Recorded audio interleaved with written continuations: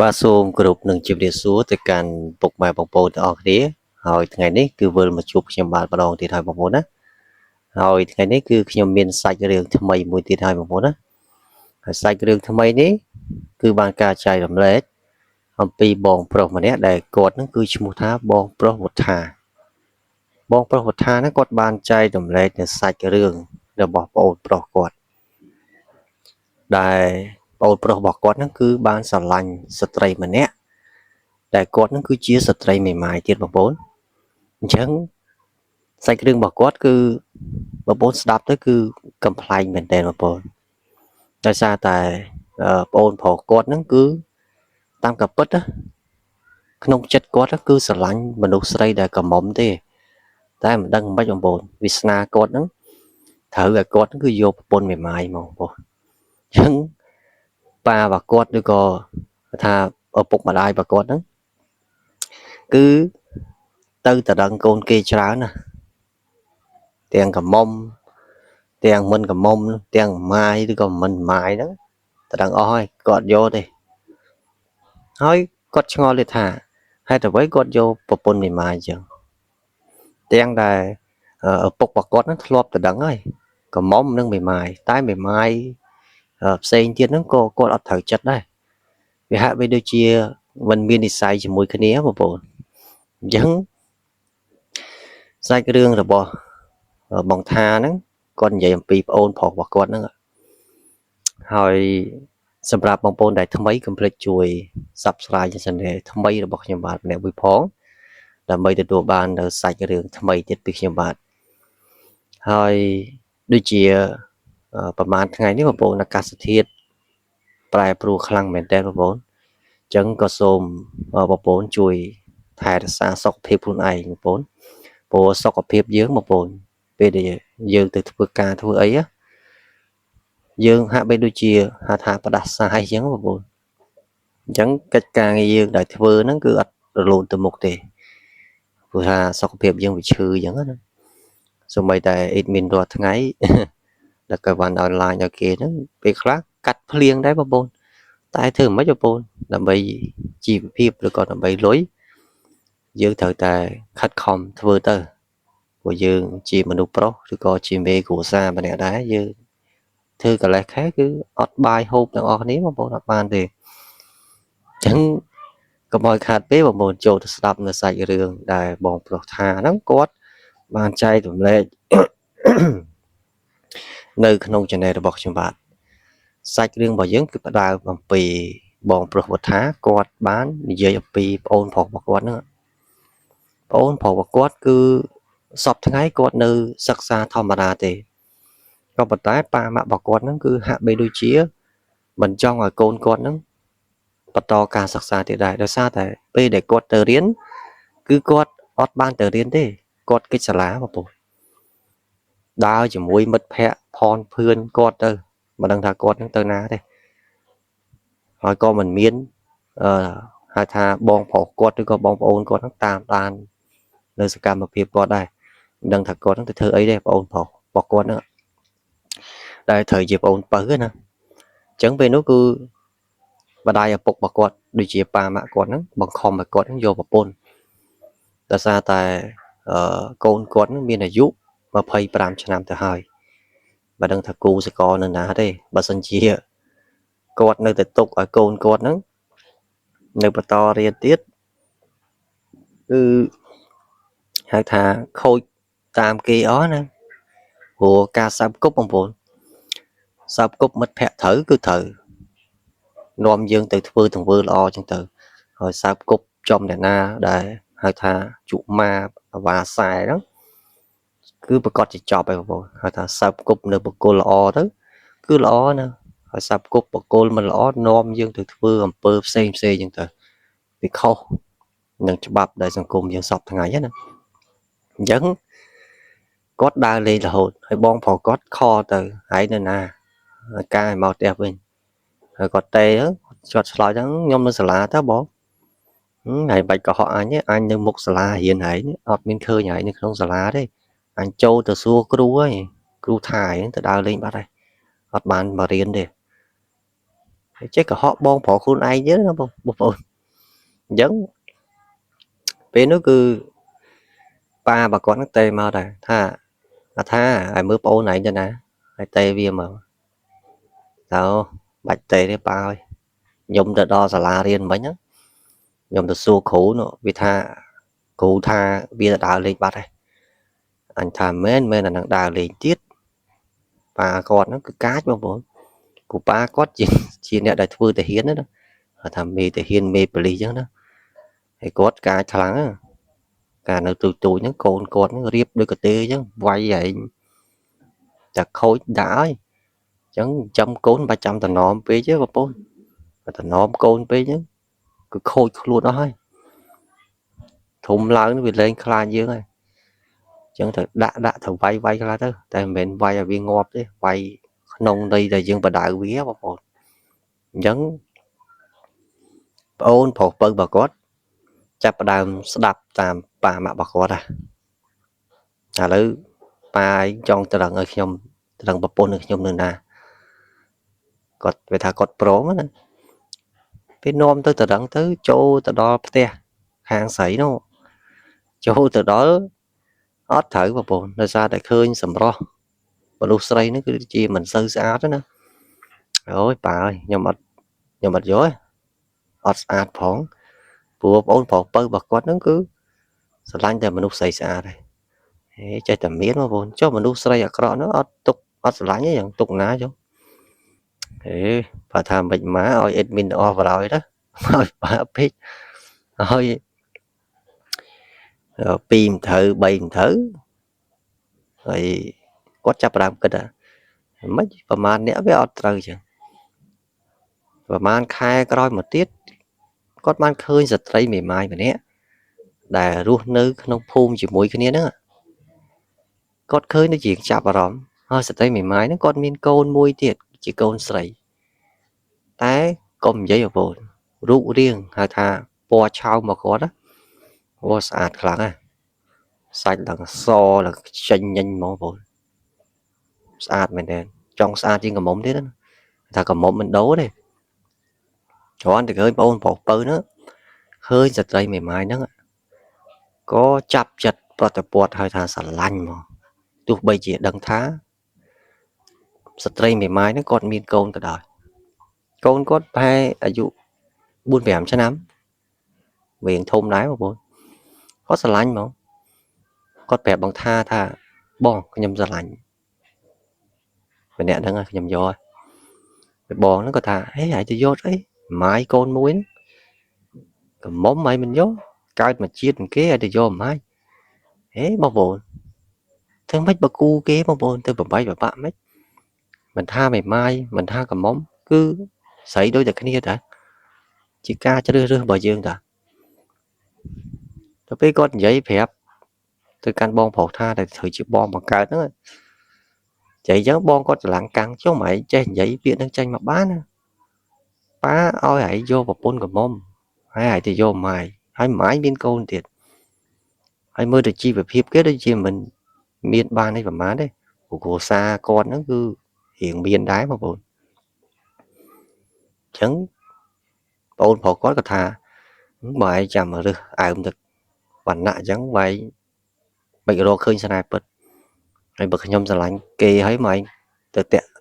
ឲ្យខ្ញុំនឹងទៅស្រឡាញ់គេផ្សេងមិនកើតគាត់និយាយប្រកែកជាមួយនឹងបងប្រុសថាត្រូវជាបងបង្កើតប្រកែកចុះប្រកែកឡើងបងប្រុសរបស់គាត់ហ្នឹងនាំពាក្យហៅថានាំដំណឹងទៅកាន់ម្ដាយឪពុករបស់គាត់ហើយម្ដាយឪពុកគាត់គាត់ទៅលឺអញ្ចឹងអញថាជុំអញទៅដឹងឲ្យវាចិត្ត100នាក់អីវាអត់យកម៉ាយក៏អញធ្លាប់ទៅដឹងឲ្យវាដែរតែម៉ាយហ្នឹងគឺអត់មានកូនទេការឲ្យ3ខែទើបតែលែងគ្នាទេវាអត់យកវាទៅយកម៉ាយមានកូនវិញហើយហៅវាមកអញមកជួបអញទីមើលបងអូនប្រុសពៅហ្នឹងមក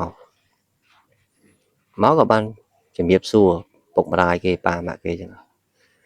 ហើយមកអង្គុយនេះមើលប៉ាសួរឯងទីមើលស្ត្រីមេម៉ាយម្នាក់ហ្នឹងហើយថាមានចំណុចកន្លែងណាបានឯងស្រឡាញ់គាត់ថាវាអត់មានចំណុចកន្លែងណាទេប៉ាគ្រាន់តែថាពេលដែលខ្ញុំឃើញម្នាក់ស្រីហ្នឹងគឺខ្ញុំមាននិស្ស័យជាមួយមក ហើយទាំងខ្ញុំហ្នឹងគឺប្រហែលជាខ្ញុំអាយុប្អូនគេហើយដោយសារតែមើលទៅគេរៀងវ័យរៀងចាស់ជាងខ្ញុំអញ្ចឹងបើសិនជាអាចប៉ាអាចបំពេញបំណងខ្ញុំបានអត់ហើយប៉ាហ្នឹងគ្រាន់តែលឺកូននិយាយអញ្ចឹងផ្ទះដៃ3ដងផាប់ល្អហើយរកគូឃើញពិតអញ្ចឹងស្អែកអញ្ចាំទៅត្រឹងហើយមកអត់មានទុកយូរទេគ្រាន់តែព្រលឹមឡើងទៅត្រឹងភ្លាមមកពោលហើយ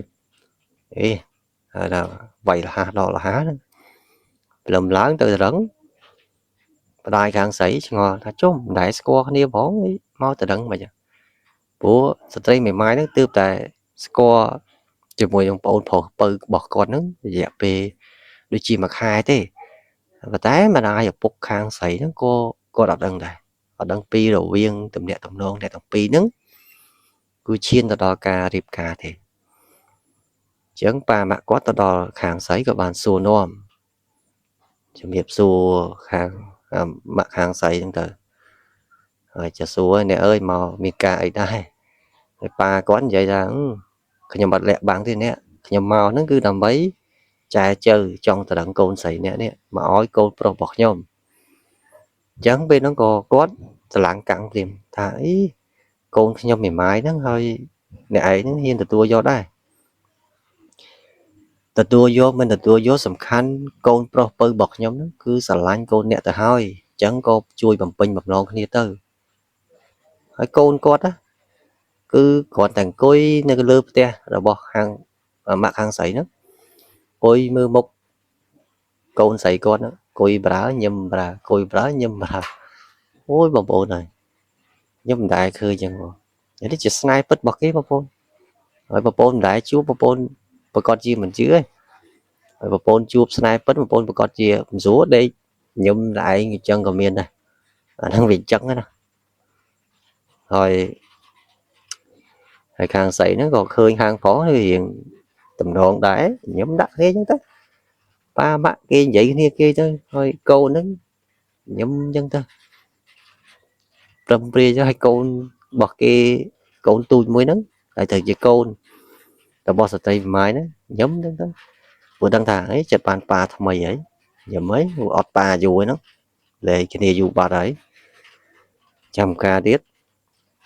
ក៏បានរៀបចំដាក់ហៅថាថ្ងៃការមកអត់មានជាប់ពាក្យជាប់អីទេកុំឲ្យសាំញ៉ាំច្រើនពេកអ្នកទាំងពីរហ្នឹងគឺស្រឡាញ់គ្នាល្អអុកល្អអឿនមែនទែនបងប្អូនដូចជាហៅថាលមុតដូចស្ករតាំងម៉ែអញ្ចឹងបែកគ្នាអត់បានទេហើយបងប្រុសគាត់ណាស្រឡាញ់នារីម្នាក់ហ្នឹងចាត់ទុកជាហៅថាស្ត្រីដែលមានសំណាងយ៉ាងពីបងប្អូនព្រោះគ្រួសារគាត់មានមុខចំនួនគាត់ច្រើនអញ្ចឹងស្ត្រីម្នាក់ហ្នឹងគឺគាត់សំណាងខ្លាំងហើយប៉ាគាត់ក៏សប្បាយចិត្តដែរពេលដែលឃើញកូនប្រុសរបស់គាត់បានប្រពន្ធអញ្ចឹងណាព្រោះបខំឲ្យគាត់យកប្រពន្ធហ្នឹងហើយគាត់ចង់យកផងហ្នឹងតែមួយគ្មានអេដមីនប៉ាបខំអីយកដែរហើយអានេះជាចិត្តរបស់អេដមីននេះហើយបងប្រុសថាគាត់ឈោសោចម្នាក់បងប្អូនថាចុំអានេះលេងមែនតើណាត្រូវមិនណាបើត្រូវម៉ាយកូនមួយឈ្ងុយដូចដងដុតអញ្ចឹងណាឈ្ងុយដូចដងដុតទៀតអញ្ចឹងក៏ហៅថារៀបចំដាក់ថ្ងៃការមកក៏សួរថាប៉ាខាងប្រុសហ្នឹងក៏សួរម្ដាយខាងស្រីថាអ្នកចង់ដាក់ថ្ងៃការថ្ងៃណាប្រាប់ឲ្យច្បាស់មកខ្ញុំរៀបចំឲ្យបងហើយថ្លៃប្រកបហ្នឹងថ្លៃប្រមាណប្រាប់ខ្ញុំឲ្យទៅថ្លៃប្រកបហ្នឹងគាត់អត់យកច្រើនទេតែ2000ទេ$2000គាត់មកហីបងប្អូនប៉ុណ្ណឹងបងម៉ាយជួនកាលមិនថាមិនឲ្យតម្លៃលើស្ត្រីមេម៉ាយទេគេប្រកបប៉ុណ្ណាក៏ជារឿងសិទ្ធិរបស់គេបងប្អូនអញ្ចឹងក៏បានរៀបចំដាក់វេលាគេការថ្ងៃសៅរ៍ឬក៏ថ្ងៃអាទិត្យចឹងទៅកូនកន្លោះកូនក្រមុំញឹមដាក់គ្នាហើយកូនស្រីរបស់គាត់កូនស្រីស្ត្រីមេម៉ាយហ្នឹងញឹមដាក់ប៉ាគេប៉ាថ្មីគេហើយពណ៌ឡើយនេះខូចទៀតបងប្អូនកូនហ្នឹងស្អាតមែនតើអញ្ចឹងគ្រាន់តែ រៀបចំពិធីការឲ្យហើយហ្នឹងក៏បានស្រឡាញ់គ្នារហូតបងប្អូនទៅណាមកណាតែងតែយកកូនគេហ្នឹងទៅដើរលេងអូតាមខេត្តតាមអីសប្បាយបើគាត់ទៅអញ្ចឹងប៉ាម៉ាក់គាត់នៅផ្ទះថាគិតជាមួយនឹងប្រពន្ធគាត់ថាចុំកូនពៅអីលេងមែនទេណាអីការហើយវាទៅបាត់មកវាអត់នាំប្រពន្ធវាមកលេងផ្ទះអីសោះអញខំទៅការវាឡើងហត់ហើយហ្នឹងអត់បានដេកអត់បានពួនផងវាទៅណាវាហ្នឹងហើយបងប្រុសថាអត់ថាឲ្យតេទៅវាទីមកអត់តេក្រើងទៅហឡូប៉ាតេខ្ញុំទៅអីអញតេទូសួរសុខទុក្ខឯងហើយទៅក្រេបទៅខ្មុំដល់ណាប៉ាខ្ញុំមកខេតហ្នឹងលេងជាមួយពុនកូនខ្ញុំនេះហើយមានក្តីសុខណាអត់មានតេមកសួរសុខទុក្ខអញខំរៀបចំទីការរបស់ឯងហ្នឹងគាត់និយាយចឹងនឹងអីទេប៉ាបើរៀបចំហើយប៉ាឯងនិយាយទៀតចាំខ្ញុំមកពីខេត្តវិញខ្ញុំនាំប្រពន្ធខ្ញុំទៅលេងហ្មងជប់លៀងនៅក្នុងផ្ទះហ្នឹងហ្មងឲ្យសុបាយកុំឲ្យប៉ាថាឲ្យខ្ញុំជប់លៀងប៉ាគេទៀតបងប្អូនម្យ៉ាងរបស់គាត់ដែរបងប្អូនអញ្ចឹងការរើសគូសកលបងប្អូនយើងមិនគិតថាគាត់នឹងមិនម៉ាយឬក៏គាត់កំមុំទេគឺជាមនុស្សដូចតែគ្នាបងប្អូនឲ្យតែបានគ្នារស់នៅជាមួយគ្នាគឺឲ្យតម្លៃគ្នាទៅវិញទៅមកអាហ្នឹងអូខេទាំងពីរហើយកុំរបៀបស្រឡាញ់គ្នាហើយថាស្រឡាញ់ដែរអំពៅណាស្រឡាញ់ពីចង់មកគល់មិនស្រឡាញ់ពីគល់ទៅចង់សាបស្លែមហ្នឹងចង់បាត់ទៅហើយបងប្អូនវាមានន័យអីអញ្ចឹងស្នេហានីមួយបែងចែកជួនកាលស្នេហាខ្លះគឺប្រកាន់បណ្ណៈស្នេហាខ្លះគឺជាស្នេហាពិតបងប្អូនដូចជាប្អូនប្រុសហ្នឹងគាត់បានជួបស្ត្រីបេម៉ាយហ្នឹងហើយបាទហាក់បីដូចជាគាត់ហ្នឹងបានធ្វើបុណ្យជាមួយគ្នាពីជាតិមុនមកបានគាត់ហ្នឹងជួបគ្នាបានណាហើយបើគាត់មិនបានធ្វើបុណ្យជាមួយគ្នាទេគាត់មិនអាចជួបគ្នាបានទេក្នុងជាតិហ្នឹងហើយកូនគាត់ស្រឡាញ់ខ្លាំងកូនបើគាត់ពួកបានប៉ាថ្មីទៅណាក៏ប៉ាទៅណាក៏ជីកកដែរជីកកប៉ាជីកករហូតនេះសរសើរដែរបងប្អូនគាត់កំឡោះបានពុនម៉ាយវាអត់ប្លែកទេគ្រាន់តែថាការស្រឡាញ់គ្នារបស់អ្នកទាំងពីរហ្នឹងគឺវាស្អិតល្មួតជាងសទាំងម៉ែទៀតអញ្ចឹងប្រហែលឆ្នាំដូចជាមួយឆ្នាំក្រោយមកគាត់បានហៅថា baby មួយទៀតគេច្បាក់របស់គាត់ដែរបងប្អូនមិនច្បាក់យូរដែរមួយឆ្នាំបាន baby មួយទៀត baby ហ្នឹងជា baby ប្រុសទៀតកូនប្រុសណាចឹងគាត់បានកូនប្រុសមួយទៀតវាត្រូវជាមួយនឹងកូនស្រីល្មមមកគូល្មមបងប្អូនវាអត់បានហៅថាវាអត់តែតោណាម្នាក់ឯងចឹងគាត់បានទាំងពីរហ្នឹងមកអូស្រឡាញ់គ្នារឹតតែខ្លាំងចឹងប្តីប្រពន្ធពេលដែលអត់មានកូនបងប្អូនហាក់បីដូចជាហីចឹងទៅប្តីហ្នឹងផ្សេងប្រពន្ធហ្នឹងផ្សឹងចឹងទៅវាដូចមានចំណងអីចងដើម្បីឲ្យវាគ្រួសារហ្នឹងវាមានសុភមង្គលសោះដូចវាសោះក៏ក្រោះពេកអញ្ចឹងសម្រាប់បងប្អូនដែលគាត់ស្ដាប់រឿងនេះបងប្អូនប្រកាសជាមានអារម្មណ៍ថាសប្បាយហ្នឹងមែនទេអញ្ចឹងដូចជាមិនវែងឆ្ងាយប្រហែលទេដែលសាច់រឿងរបស់បងថាដែលគាត់បានចែករំលែកនៅរឿងប្អូនប្រុសរបស់គាត់តែគាត់បាននិយាយប្រាប់ខ្ញុំណាអញ្ចឹងសម្រាប់បងប្អូនដែលមានសាច់រឿងថ្មីណាផ្ញើមកកាន់ខ្ញុំផងព្រោះឥឡូវនេះអត់មានសាច់រឿងអីដើម្បីយកមកនិយាយប្រាប់ទៅកាន់បងប្អូនទេហើយជាទូទៅពេលដែលខ្ញុំផុសវីដេអូឬក៏ផុសសាច់រឿងទៅបងប្អូនវាយប់ជ្រៅតិចបងប្អូនណាហើយឡេតម៉ោងតិចហើយក៏សូមអធិស្ឋានបងប្អូនណាអញ្ចឹងសម្រាប់បងប្អូនដែលថ្មីបានស្ដាប់ចប់ហើយហ្នឹងក៏ជួយចុច Subscribe trên channel ថ្មីរបស់ខ្ញុំបាទនៅវិញផងដើម្បីទទួលបាននៅវីដេអូថ្មីទៀតឬក៏សាច់រឿងថ្មីទៀតដែលប្រិយមិត្តរបស់យើងគាត់បានចែកម្លែកមកកាន់ខ្ញុំបាទមានតែប៉ុណ្្នឹងទេបងប្អូនយើងជួបគ្នានៅវីដេអូក្រោយទៀតបងប្អូនអរគុណនិងជម្រាបលា